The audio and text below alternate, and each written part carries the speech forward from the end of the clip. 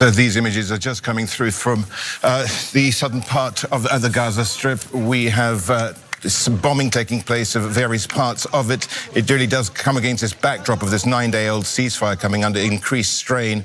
The Israeli army launching airstrikes in what they say is response to attacks that they say were carried out by Hamas militants against their forces. So that's the images at the moment of quite a lot of bombing taking place there.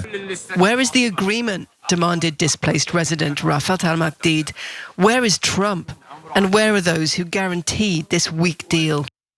Well, if there's one thing the Palestinians should know by now, they shouldn't plan on any guarantees of a ceasefire. Now, Israel temporarily halted humanitarian aid and carried out intensified airstrikes that killed 45 people in Gaza on Sunday alone, while alleging that Hamas was guilty of violating the ceasefire and by citing the death of 2 IDF soldiers and pinning the blame on Hamas. But it turns out Hamas didn't kill the soldiers. Even the Trump administration is acknowledging that, and we're gonna get to those details in just a minute. But I wanna be clear that Israel has violated the ceasefire in many ways, including failing to return the agreed upon Palestinian hostages. Some of them were actually deported to other countries.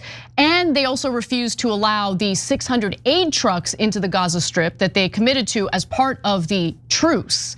The humanitarian agencies that seek to deliver the food have warned that aid remains scarce across the territory, with many Israeli restrictions having remained in place, throttling the supply of desperately needed assistance. In fact, one specific person, Sam Rose, acting director of UNRWA Affairs in Gaza at the UN Agency for Palestinian Refugees, tells BBC News that bureaucratic constraints are still preventing the delivery of vital supplies. He said the volume of aid is still way below what is needed. And in addition to that, Dropsite News, which has done an incredible job reporting on what's been transpiring in Gaza, says that the IDF has been killing people, not just on Sunday, but throughout the ceasefire, which was reached about a week ago.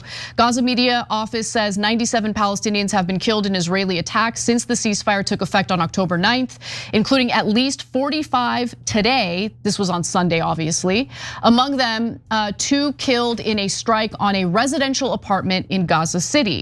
Now, the IDF carried out a massacre on Friday. So this is before the claims of the 2 IDF soldiers getting killed. But the IDF did carry out a massacre on Friday that wiped out a family of 11 Palestinian civilians. Israel claims that they were approaching the so-called yellow line, where the IDF is controlling and occupying the strip, more than 50% of it. Now, they haven't marked that line. Palestinians don't know where that line is. So some of them make the grave mistake of trying to check on whether or not their homes are still standing, or whether they can maybe recover the remains of family members trapped under the rubble. And then boom, they get killed by IDF soldiers who have no interest in asking any questions, no interest in seeing whether or not these are civilians, whether they're children, and many of them, in fact, were children. So the second mass casualty event happened on Sunday. Israel said 2 of its soldiers were killed on Sunday, or early Sunday, when Palestinian militants attacked forces who are operating in an area where the Israeli military is allowed to be under the ceasefire agreement. The Israeli military said that the Palestinian fighters had fired an anti-tank missile at its troops and then shot at them in the Rafah area of southern Gaza that remains under Israeli control. Now, Hamas has denied those attacks against Israeli soldiers, and journalist Yonis Tirawi and Ryan Grimm, by the way, have confirmed Hamas's claim. So a group of settlers who own private companies for demolishing houses have been continuing for a week to demolish what remains of Rafah's houses. Today, 2 of them, he thought they were settlers, but they were IDF soldiers. 2 of them were injured. They were actually killed, most likely due to an explosive device that their vehicle passed over. I'm gonna skip ahead to graphic 6 here, because Ryan Grimm has sources that actually confirm this. Soon after the explosion in Rafah, I'm told by a source familiar, the White House and Pentagon knew that the incident was caused by an Israeli settler bulldozer running over unexploded ordnance, contradicting Netanyahu's claim that Hamas had popped up from tunnels. After Netanyahu said he was blocking all aid from entering Gaza in response and unleashed a bombing campaign, the administration conveyed to Israel that they know what happened. Netanyahu then announced he would reopen the crossings in a few hours. Okay, so let's break that down. So first we have the so-called yellow line. So Israel has 53% of Gaza. We told you it was for land theft, and they've already stolen 53%. And they want to encroach further and further. That's why they're continuing to bomb, even though there's a ceasefire, right? And a peace plan. So it makes you think that there's like a bold yellow line like in football, and you could see it, and well, you crossed over, we told you not to, right? No, there's no line on the ground. They're supposed to go online and figure out where the lines are. Most of them are starving. They don't have the internet. They don't know where the frickin' line is. They walk somewhere, boom, they're murdered instantly. Because the entire thing's a kill zone.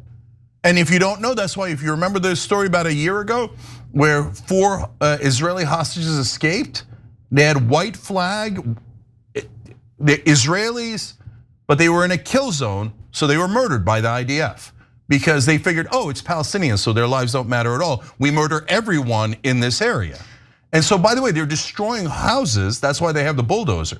Now let's move to the second part. Oh, by the way, in that 11 people killed, 4 of them were kids. No, more. Let me get to the details. Let's go to graphic 8 here because I did a lot of research into this. I wanted to understand who these people were and how many of them were civilians. They were all civilians. Gaza's. By the way, there are images of the family members online if you want to see that. Gaza civil defense spokesman Mahmoud Basel said that Israel Defense Forces troops fired a tank shell at a bus transporting members of the Abu Shabam family who were trying to return to inspect their home in the Zaytun neighborhood of Gaza City. Among the 11 victims were 3 women and 7 children ages 5 to 13. That's what terrorists do. They murder children like that. Israel's now the largest terrorist organization in the world, and they have nuclear weapons. Their civilian kill ratio is worse than Hamas, worse than any terrorist group. Okay, so the second part is the lies.